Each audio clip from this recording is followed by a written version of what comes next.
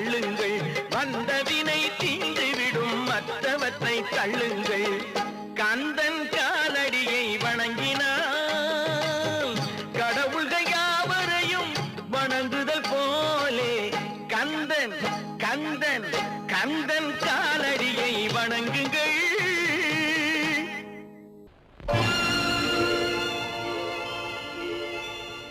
Yeah!